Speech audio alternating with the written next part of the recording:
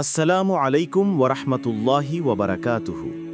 সমস্ত প্রশংসা মহান আল্লাহ রাব্বুল আলামিনের জন্য, যিনি আমাদেরকে কথা বলার এবং সত্যকে মিথ্যা থেকে আলাদা করার শক্তি দিয়েছেন। প্রিয় দর্শকবৃন্দ, আজ আমরা এমন একটি গল্প শুনব যার মাধ্যমে আমরা ইসলামের এক গুরুত্বপূর্ণ শিক্ষা লাভ করতে পারব। তা হল সত্যবাদিতা।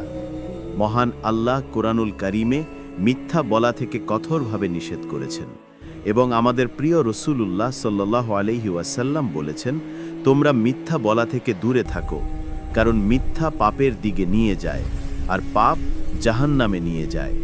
মিথ্যা মুমিনের বৈশিষ্ট্য হতে পারে না। এই ভয়াবহ পরিণতি বোঝার জন্য আমরা রাখাল বালক মিতুলের গল্পটি শুনব। এক সুন্দর গ্রামে মিতুল নামের এক রাখাল বালক ভেড়ার পাল চড়াত।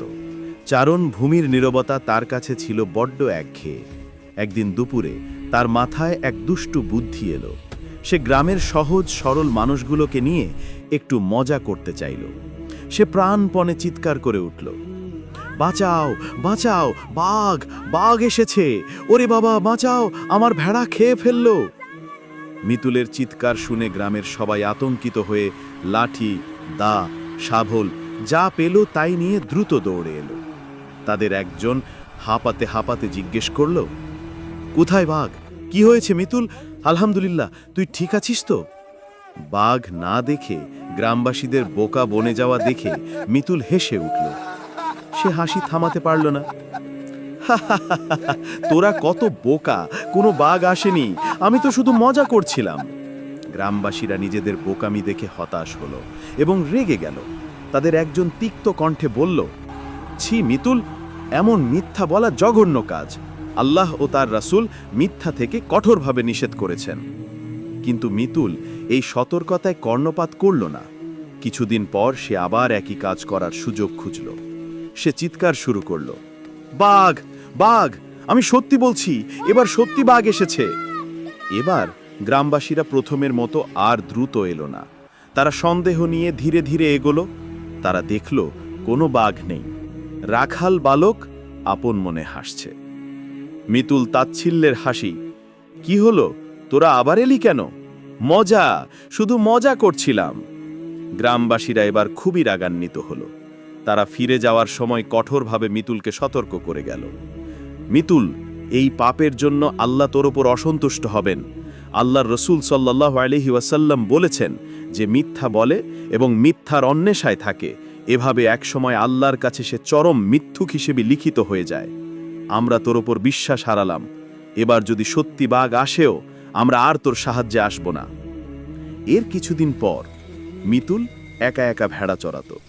একদিন দুপুরে ঝোপের আড়াল থেকে বিশাল এক বাঘ সত্যি সত্যি বেরিয়ে এলো। বাঘটি ভেড়ার পালের দিকে এগিয়ে যেতে লাগলো। মিতুল ভয়ে কাঁপতে কাঁপতে তার জীবনের সবচেয়ে জোরে চিৎকারটা করল। তার চোখে জল, গলায় চরম আতঙ্ক। সে তার ভুল বুঝতে পেরেছিল, কিন্তু ততক্ষণে অনেক দেরি হয়ে গেছে। বাঘ, সত্যি সত্যি বাঘ, আল্লাহর দোহাই, বাঁচাও আমাকে, ওরে কেউ আয়। মিতুলের চিৎকার গ্রামের লোকদের কানে পৌঁছলো। তারা একে অপরের দিকে তাকালো, কিন্তু বারবার মিথ্যার কারণে কেউ তার কথা বিশ্বাস করল না। তাদের একজন বলল, শোনো, আবার শুরু করেছে। এই মিথ্যাবাদী ছেলেটা আজও আমাদের বোকা বানাতে চাইছে। আমরা আর যাব না। সে মিথ্যার যে বীজ বুনেছে, এখন তার ফল নিজেই ভোগ করবে। মিতুলকে বাঁচাতে কেউ ফিরে আসলো না। সে পাহাড়ের ধারে দাঁড়িয়ে চিৎকার করেছিল, বাঘ বাঘ এসেছে, কিন্তু কেউ শুনল না। গ্রামবাসীরা ভেবেছিল আবার মিথ্যা বলছে। বনের ভেতর থেকে ভয়ঙ্কর গর্জন ভেসে এলো। বাঘ এসে ঝাঁপিয়ে পড়ল মিতুলের ভেড়াগুলোর ওপর। একটার পর একটা ভেড়া মাটিতে লুটিয়ে পড়ল। মিতুল দৌড়ে পালাতে চাইল, কিন্তু হোঁচট খেল। তারপর ভয়াবহ নীরবতা নেমে এলো পুরো পাহাড়ে। বনের ভেতর শুধু বাতাস বইছে, আর মিতুলের কণ্ঠ থেমে গেছে চিরতরে। পরদিন সকালে গ্রামবাসীরা যখন ভেড়াগুলো দেখতে এলো, তাদের চোখে পানি এসে গেল। চারদিকে শুধু মৃত ভেড়াগুলো পড়ে আছে, আর মিতুলের ছোট্ট দেহটা নিথর। গ্রামবাসীরা স্তব্ধ হয়ে গেল। তারা নিজেদের দিকে তাকিয়ে লজ্জা পেল, অনুতপ্ত হল। একজন বলল, আমরা কেন ওর কথা বিশ্বাস করিনি? আরেকজন কাঁদতে কাঁদতে বলল, আমরা যদি একটু আগে ছুটে আসতাম। সেই দিন বিকেলে মসজিদে গ্রামের মানুষরা একত্র হল। মিতুলের নামাজে জানাজা হল। সবাই কেঁদে ফেলল। এমনকি যিনি সব সময় কঠোর থাকতেন, তার চোখেও পানি চলে এলো। ইমাম সাহেব মিম্বরের ওপর দাঁড়িয়ে শান্ত গলায় বললেন, প্রিয় ভাই ও বোনেরা, আজ আমরা এক বেদনাদায়ক শিক্ষা পেলাম।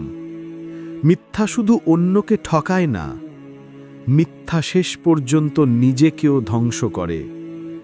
আজ যদি মিতুল সত্য বলার অভ্যাস করত, তাহলে হয়তো সে আজ আমাদের মাঝে থাকত।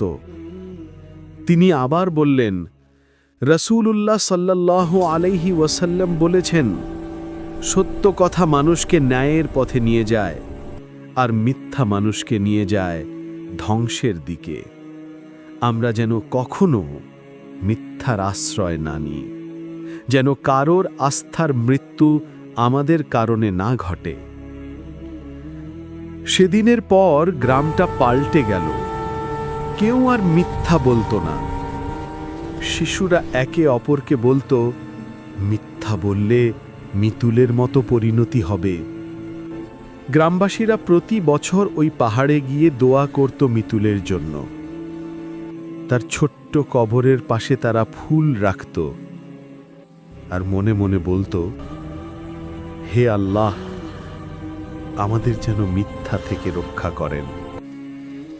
বর্ণনাকারী শিক্ষণীয় টোনে বললেন, বন্ধুরা, মিতুলের গল্পটা শুধু এক গ্রামের কাহিনী নয়, এটা আমাদের প্রতিদিনের জীবনের শিক্ষা।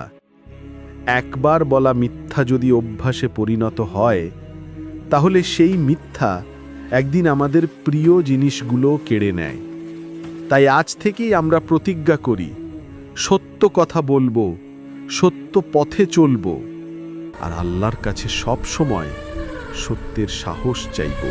নিশ্চয়ই মহান আল্লাহ রব্বুল আলামিন সত্যকে পছন্দ করেন, মিথ্যাবাদীকে অপছন্দ করেন। আমরা সবসময় চেষ্টা করব সর্বদা সত্য কথা বলতে। আল্লাহ আমাদেরকে রক্ষা করবেন। প্রিয় বন্ধুরা, এই ছোট্ট গল্পটি আমাদেরকে শিক্ষা দেয় যে কখনো মিথ্যা বলা যাবে না। আর বন্ধুরা, আপনারা যদি আমাদের এই চ্যানেলটির ভিডিওগুলো দেখে মনে করেন যে আমরা কিছুটা হলেও শিখতে পেরেছি, তাহলে চ্যানেলটি সাবস্ক্রাইব করুন এবং একটি লাইক দিন। আপনাদের এই ছোট্ট কাজটি আমার পরবর্তী ভিডিও বানাতে অনুপ্রেরণা যোগাবে। ধন্যবাদ বন্ধুরা। আসসালামু আলাইকুম ওয়া রাহমাতুল্লাহি ওয়া বারাকাতুহু।